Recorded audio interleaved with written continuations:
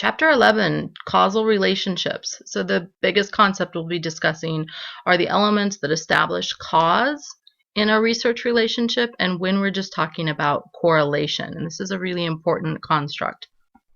So one of the first rules for a causal relationship is that the intervention must occur prior to the improvement. And this makes logical sense. You can't intervene after improvement has occurred and then said, well, that really worked well. That doesn't make any sense at all. Second, association must be found between the intervention and the client's improvement. So this is where we begin to talk about p-values and a statistical association between the relationship between the intervention and the improvement or the outcome. And then last, a cause of the client's improvement must be due, at least in part, to the worker's intervention. So rarely does any intervention explain all of the improvement, but you need to be able to establish that at least part of the improvement, and more the better, is due to the intervention that you provided. So there are different kinds of designs for causal relationship research. And if you look in your book on page 193, you'll see the X's and O's. And this might seem a little bit confusing at first, but when you understand what the X's and the O's and the subnumbers represent, it can make a little bit more sense. So one of the common or pre-experimental designs is if you have one group and you post-test them only. So this means you get a bunch of people together and you teach them about fetal alcohol syndrome, and then you test them afterwards to see what their knowledge is about FAS. And then you say, look, these people have an 80% knowledge level about fetal alcohol syndrome. Another kind of pre-experimental design is where you also have that same one group and you give them a pre-test before the education class.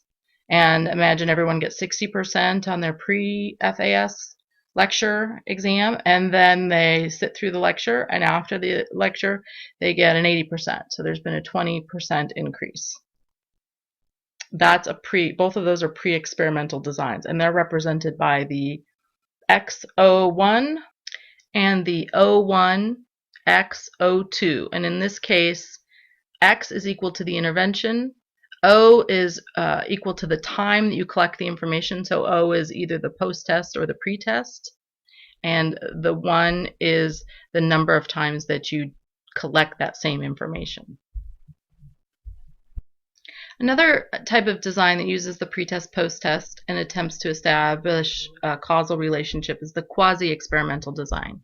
And in this case, you have intervention group. So you have one group of individuals who are attending the training, and then you identify it's not a control group, but it's a secondary group. So another group that you can compare the data to.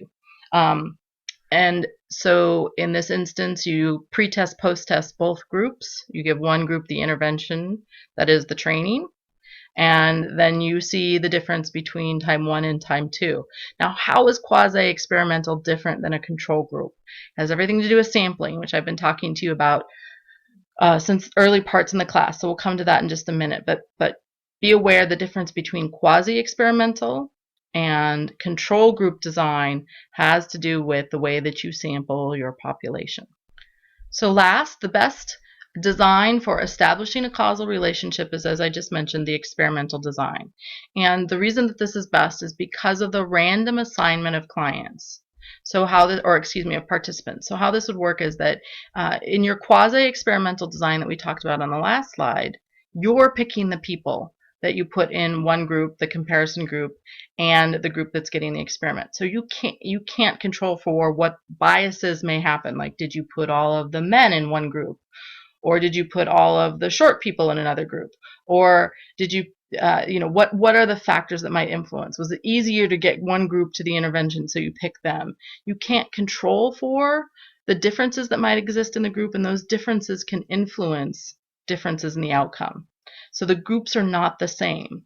In an experimental design, randomly assigning members to the control group or the intervention group ensures that your groups are comparable, are truly comparable, statistically comparable. So there is no difference other than randomness that occurs between the group. And you'll see this a lot. True experimental designs happen when they're testing new medication. So they will bring people into a medication study. And randomly assign you to either get the medication to test out the new medication, or randomly assign you to get a placebo, to get something that seems like the medication but is not. And that kind of random assignment really allows them to say if there's a difference, that it's caused by that medication.